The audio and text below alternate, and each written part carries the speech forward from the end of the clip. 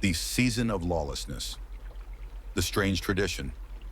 Every spring, as the frost melted from the hills surrounding the small town of Gravenwood, something peculiar and sinister would happen. The police station, which sat at the town's heart, would empty overnight. No officers, no squad cars, no dispatchers. Even the building itself seemed to emit an eerie silence, as if it had never been in use. The locals didn't question it anymore. For decades, they had treated the disappearance of law enforcement as a seasonal event, like the blooming of flowers or the migration of birds. Outsiders who wandered into Gravenwood often asked why there were no police during these months. The answer was always the same. It's the season. Best to stay out of trouble. But for the residents of Gravenwood, trouble was precisely the point, the rules of the season. Gravenwood was idyllic for 11 months of the year, with its cobblestone streets, friendly shopkeepers, and picturesque countryside. It was the kind of town featured on postcards. But come the first day of April, everything changed. During the season of lawlessness, all societal rules dissolved. Theft, violence, even murder, all were permitted without consequence. The townsfolk embraced it with alarming enthusiasm, viewing it as a twisted holiday. They claimed it was tradition, though no one could pinpoint when or why it had started. "Don't worry," they would say to newcomers. "It's not as bad as it sounds. We take care of our own. Just don't get in anyone's way." The outsiders. This year, the season arrived with an unusual twist. A pair of outsiders had moved into town. The Burns family, quiet, polite city folk, had purchased an old farmhouse on the outskirts of Gravenwood. They had no idea about the town's dark tradition. Laura Byrne, a school teacher, and her husband, Greg, a software engineer, were eager to settle into rural life with their 12-year-old daughter, Ellie. Their neighbors were welcoming at first, offering pies and advice on gardening. But as March drew to a close, the atmosphere shifted. The mailman stopped delivering letters. The grocery store clerks avoided eye contact. And then one evening, a note appeared on their doorstep. "Stay indoors after April 1st. Lock your doors. Trust no one." The first night, Laura and Greg dismissed the note as a prank. But on the night of April 1st, Ellie awoke to strange noises outside. She peeked through her bedroom window and saw their neighbor, Mr. Caldwell, dragging a bloodied axe across his driveway. The Burns family huddled in the living room, unsure of what to do. They called the police, but the line was dead. Panic set in as screams echoed from the town square. Fires burned in the distance, and then came the sound of footsteps on their porch. The doorbell rang. A town unleashed. As the Burns watched through the peephole, they saw a group of masked figures standing on their porch. One of them carried a crowbar, while another held a torch. They pounded on the door, laughing and taunting. "Open up!" one of them shouted. "We just want to talk." The Burns refused to answer. For hours, the group circled the house, trying to break windows and pry open doors. But the Burns had barricaded every entrance. Eventually, the attackers left, but not without leaving a chilling message scrawled on the wall in red paint. "You can't hide forever." The secrets of Gravenwood. The next morning, the Burns ventured into town, hoping to find help. What they found instead was chaos. Shops had been looted, cars set ablaze, and bodies lay in the streets. Yet the townsfolk moved about as if nothing were amiss. They smiled, waved, and greeted one another cheerfully, even as blood stained their hands. Laura confronted a shopkeeper. "What's wrong with you people?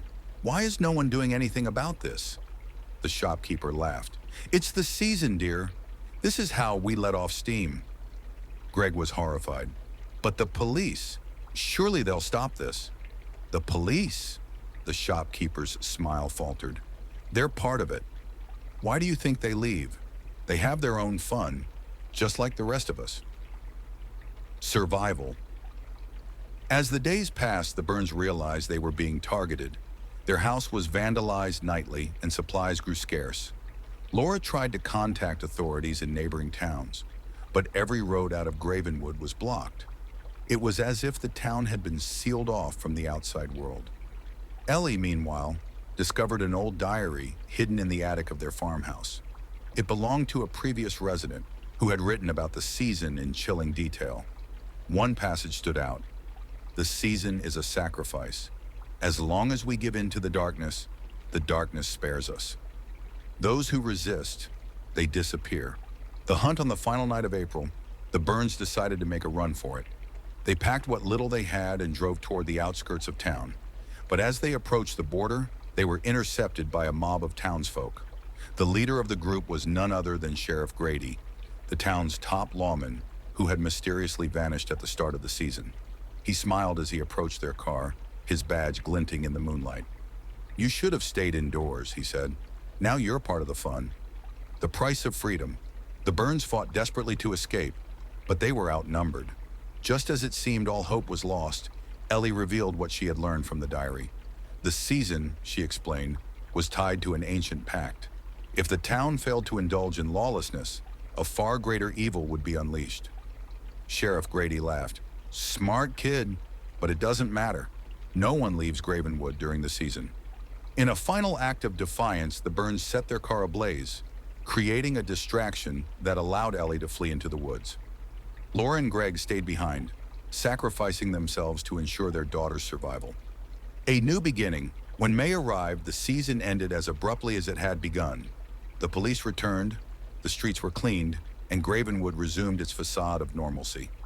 Ellie, now alone, wandered into town, desperate for answers. The townsfolk welcomed her with open arms, pretending nothing had happened. But Ellie knew the truth, and as the years passed, she began to understand the town's dark logic.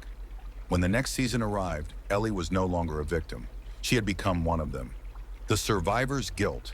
The aftermath of the season left Ellie in a haze of grief and confusion.